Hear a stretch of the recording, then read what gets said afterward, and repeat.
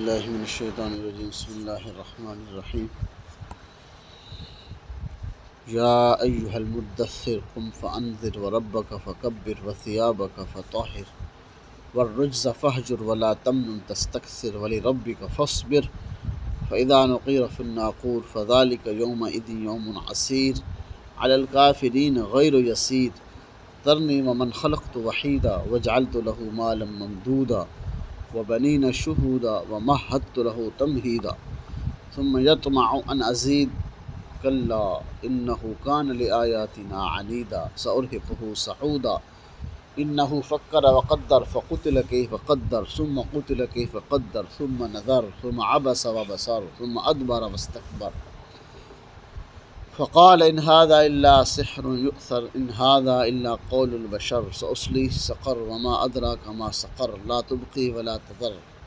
لواحة للبشر عليها 19 صدق اللہ مولانا العظیم۔ سورہ مدثر مکی صورت ہے۔ فرمایا کہ یا ایھا المدثر، اے کپڑے میں لپٹے ہوئے، قم اٹھو، فانذر اور لوگوں کو ڈرائیے۔ جس وقت آپ صلی اللہ علیہ وسلم پہ پہلی وحی نازل ہوئی غار حراء کے اندر، تو آپ پریشانی کے عالم میں جب پہلی دفعہ وہ وحی آئی تو حضرت جبرائیل علیہ السلام نے کیا فرمایا، اقرا، پڑھیے۔ تو آپ صلی اللہ علیہ وسلم نے کیا فرمایا، ما انا بقارئ، میں تو پڑھا ہوا نہیں ہوں۔ دوسری حضرت جبرائیل علیہ السلام نے آپ صلی اللہ علیہ وسلم کو اپنے باہوں میں لیا اور ان کو کیا ہے اچھی طرح دبایا۔ تو دوسری دفعہ پھر فرمایا تو آپ صلی اللہ علیہ وسلم نے پھر یہ جواب دیا، ما انا بقارئ، میں تو پڑھا ہوا نہیں ہوں۔ تیسری دفعہ پھر اسی طرح ہوا،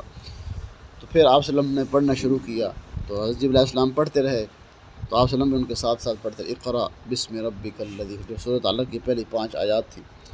تو آپ اس کے بعد جو ہے وہ جلدی جلدی گھر واپس ہو گئے۔ حضرت خدیجہ رضی اللہ عنہ نے فرمایا کہ مجھے زملونی، مجھے کمبل اڑھا دو۔ تو پھر درمیان میں وحی کا آنا سلسلہ بند ہو گیا، تقریباً 3 سال فترت وحی جو یہ درمیان میں جو 3 سال تھے، کئیوں نے 2 سال لکھے، کئیوں نے 3 سال، یعنی جو وحی کا سلسلہ جو درمیان جو بند ہوا، تو اسی کے دوران آپ صلی اللہ علیہ وسلم جا رہے تھے تو دیکھا کہ زمین اور آسمان کے درمیان بہت بڑی کرسی ہے، اس کے اوپر وہ جبرائیل علیہ السلام بیٹھے ہوئے ہیں، یعنی جو فرشتے وہی لے کر آئے تھے غار حراء کے اندر، وہی ان کو جب دیکھا تو پھر جس سے آدمی پہلے ڈرا ہوا ہو تو دیکھا، تو ان کو دیکھا تو پھر حضرت آپ صلی اللہ علیہ وسلم دوبارہ جلدی جلدی گھر واپس آئے، وہی پسینہ آنا شروع ہو گیا آپ صلی اللہ علیہ وسلم کو۔ پھر حضرت خدیجہ کو فرمایا کہ زمبل، مجھے کمبل اڑھا دیجیے۔ پھر آپ لیٹ گئے تو اس وقت اللہ نے پھر وحی نازل فرمائی، یا ایھا المدثر، اے کپڑے میں لپٹے ہوئے اٹھو، قم فانذر، لوگوں کو ڈرائیے، خود نہ ڈریے بلکہ قم فانذر، لوگوں کو ڈرائیے جہنم سے، اللہ سے۔ اللہ کہ محمد صلی اللہ علیہ وسلم کی صفت بشیر بھی ہے، نذیر بھی، لیکن جہاں صرف ایک صفت بیان فرمائی گئی ہے ڈرانے والی، کہ قم فانذر، صرف لوگوں کو آپ ڈرائیے، وربک فکبر، اور آپ کے رب کیا ہے، آپ اپنے رب کی کیا کہ یہ بڑائی بیان کیجئے، وہ بہت بڑا ہے، وربک فکبر، بہت بڑا ہے، آپ اپنے رب کی بڑائی بیان کیجئے، وثیابک فطہر، اور اپنے کپڑوں کو پاک رکھیے، کہ عبادت کے لیے اپنے کپڑوں کو پاک رکھیے، والرجز فاہجر، اور بتوں کے قریب نہ جائیں، برائی کے قریب نہ جائیں، جیسے کپڑے کیا ہو جائیں، ناپاک ہو جائیں، جسم ناپاک ہو جائے، تو فرمایا والا والرجز فاہجر، برائی کے قریب نہ جائیں، دوسرے کا ترجمہ کیا ہے، بتوں کے قریب نہ جاؤ، ان کو چھوڑ دو۔ ولا تمنن تستکثر، کسی کو اس نیت سے کسی پہ احسان نہ کرو، تستکثر، کہ کل وہ تمہارے ساتھ بہت بڑھا کے تمہیں دے گا، یعنی کسی کو مال دینا بھی ہے اس نیت سے نہ دو کہ کل وہ تمہیں دگنا کر کے دے گا یا اس سے زیادہ دے گا، یعنی اس نیت سے کسی کو دینا۔ ولا تمنن تستکثر، کہ تم کسی پہ احسان کرو کہ کل قیامت، یعنی کل جب میرے اوپر کوئی مشکل وقت آئے گا، کیا کرے گا، وہ مجھے بڑھا کے اس سے زیادہ دے گا، یعنی کوئی بھی کسی کو چیز دینا، کسی کو مال دینا اس نیت سے کہ کل مجھے اس سے بڑھا کے دیا جائے گا، میں آج اس کو 500 روپے دے رہا ہوں، کل مجھے 1000 روپے دے گا، 2000 دے گا، 5000 دے گا، یعنی یہ نیت رکھ کے کسی کے اوپر کیا کرنا، دینا، یہ احسان نہیں ہے بلکہ کیا ہے، یہ تو غلط بات ہے۔ اس لیے فرمایا کہ کسی کے اوپر جو بھلا کرو، احسان کرو، تو اس سے شکریہ کی بھی توقع نہ رکھو کہ یہ مجھے میرا شکریہ بھی ادا کرے، کہ تم کیا کرنا ہے، تم نے صرف نیت اللہ پہ چھوڑنی ہے کہ اللہ رب العزت کا تمہیں کیا ہے نعم البدل عطا فرمائیں گے، اس کا اجر عطا فرمائیں گے۔ اس لیے فرمایا کہ کس کے اوپر احسان کرو تو یہ نہ کرو کہ اس نے میرا شکریہ ادا نہیں کرے، لیکن اس کے لیے اگلے کے لیے ضروری ہے کہ کسی کے اوپر کوئی تمہارے اوپر احسان کرا تم شکریہ ادا کرو، لیکن جو احسان کر رہا ہے اس کی نیت یہ نہیں ہونی چاہیے کہ یہ میرا شکریہ ادا کرے، یا میں اس کو مال دے رہا ہوں یا ایسی چیز دے رہا ہوں تو کیا کرے یہ میرا احسان مند رہے۔ اس لیے فرمایا کہ کسی کو ولا تمنن تستکثر، اس نیت سے کسی کے اوپر احسان کرنا، کسی کو اس نیت سے دینا کہ وہ مجھے کل بڑھا کے پیسے عطا دے گا، تو یہ کہ فرمایا یہ ٹھیک نہیں ہے۔ والی ربی کا فصبر، اور اپنے رب کے لیے کیا کیجیے، صبر کیجیے۔ جو بھی معاملہ آ جائے، جو بھی حالات آ جائیں، کیا کرنا ہے، آپ نے اپنے رب کے لیے صبر کرنا ہے، کسی کے لیے صبر نہیں کرنا۔ فَإِذَا نُقِرَ فِي النَّاقُورِ، جب سور پھونکا جائے گا کیا ہوگا، فَذَلِكَ يَوْمَئِذٍ يَوْمٌ عَسِيرٌ، وہ دن کافروں کے لیے بہت مشکل دن ہوگا، آسان نہیں ہوگا۔ عَلَى الْكَافِرِينَ غیر یسیر، یعنی وہ دن کافروں کے لیے آسان نہیں ہوگا۔ ایمان والوں کے لیے تو کیا ہوگا، آسان ہوگا، لیکن کافروں کے لیے فرمایا کہ وہ دن بہت سخت ہوگا۔ ذرنی ومن خلقت وحیدا، اللہ فرماتے ہیں مجھے اور اس بندے کو چھوڑ دو کہ جس کو میں نے اکیلا پیدا کیا۔ اس سے مراد ولید بن مغیرہ ایک آدمی تھا، جب وہ آیا نا بیت اللہ کے اندر، آپ صلی اللہ علیہ وسلم کے ہیں، وہ نماز پڑھ رہے تھے، قرآن کی تلاوت کر رہے تھے نماز کے اندر، تو اس نے قرآن کو سنا، وہ کافر تھا۔ وہ قرآن کو سن کے جب گھر واپس گیا اپنے ان کے پاس، لوگوں کے پاس، تو اس نے کہا کہ میں نے محمد صلی اللہ علیہ وسلم سے ایک ایسا کلام سنا ہے، نہ وہ کسی انسان کا کلام ہے نہ کسی جن کا کلام ہے، وہ تو ایسا کلام ہے سنتے ہیں تو وہ روح کے اندر اتر جاتا ہے، یعنی وہ بہت اثر کرتا ہے۔ جب لوگوں نے دیکھا کہ اگر یہ بادشاہ ہمارا جو سردار ہے ولید بن مغیرہ، اگر یہ کیا ہو گیا، ایمان لے آیا، مسلمان ہو گیا، تو پھر تو سارے لوگ کیا ہے وہ اس کے پیچھے چلے جائیں گے۔ تو اس کو جب انہوں نے ابو جہل کو یہ بات بتائی، ابو جہل اس کے پاس گیا کہ تمہیں کیا ہو گیا ہے کہ تم ہر چیز کو چھوڑ چھاڑ کے کیا کر رہے ہو، اس طرف جا رہے ہو، تو تم لوگوں کے پاس جاؤ اور لوگوں کو بتاؤ کہ میں ایمان نہیں لے کے آیا۔ تو وہ جب لوگوں کے پاس گیا تو اس نے لوگوں سے پوچھا کہ تم مجھے یہ بتاؤ، کیا محمد صلی اللہ علیہ وسلم کیا ہے، مجنون ہیں، پاگل ہیں، دیوانے ہیں؟ اگر دیوانے پاگل ہوتے تو کیوں نہ انہوں نے اپنا گلا گھونٹ لیا ہوتا؟ اگر پاگل ہوتے، نہ تو وہ شاعر ہے، کبھی ان کی زبان سے ہم نے کیا ہے شاعرانہ کلام سنا ہے، اور نہ ہی وہ کاہن ہے، یعنی جادوگر، یعنی کاہن بھی نہیں ہے کہ ایسی عجیب عجیب باتیں کرتے ہوں۔ تو اس لیے فرمایا کہ میں تو یہ سمجھتا ہوں، جب انہوں نے یہ بات سنی تو انہوں نے سمجھا یہ تو اب کیا ہے پکا مسلمان ہو چکا ہے۔ تو اس وقت پھر اس نے اپنے وہ سرداری بچانے کے لیے آپ صلی اللہ علیہ وسلم کے بارے میں ایک بات کہی کہ کیا ہے وہ ٹھیک ہے کہ وہ جادوگر ہیں۔ تو اللہ نے فرمایا ذرنی ومن خلقت، مجھے بھی چھوڑ دو اور اس کو بھی جس کو میں نے اکیلا پیدا، اس کو پتہ نہیں ہے کہ اس کو پیدا کرنے کے اندر کوئی شریک، اللہ کا شریک نہیں ہے، پیدا کس نے کیا ہے، صرف اور صرف اللہ نے اکیلے اس کو پیدا کیا ہے۔ پھر فرمایا وجعلت له مالا ممدودا، میں نے اس کو بہت زیادہ مال بھی دیا۔ ولید بن مغیرہ جو تھا بڑا مالدار تھا، اس کے پاس ہر چیز، یعنی آرائش کی چیزیں، ہر چیز اس کے پاس موجود تھی، مال دولت تھا، ہر زمین تھی، نوکر چاکر تھے، وبنین شہودا، اور اس کے بعد بیٹے بھی تھے جو اس کے ساتھ ساتھ رہتے تھے، یعنی اس کے بیٹے 10 بیٹے تھے، ماں کے مال بھی تھا اور بیٹے بھی تھے، ومہدت له تمہیدا، فرمایا کہ میں نے اس کو پھر کیا دی، مہلت دی، یعنی ہر چیز اس کو دیکھنے کے باوجود اس نے کیا کیا، اس کا چیز کا انکار کیا ہے۔ ثم یطمع ان ازید، اور اس کا طمع، اس کا لالچ، اس کی امید یہ ہے کہ اللہ مجھے اور زیادہ دے گا۔ ثم یطمع ان ازید، اللہ فرمایا کلا، ہرگز نہیں، یعنی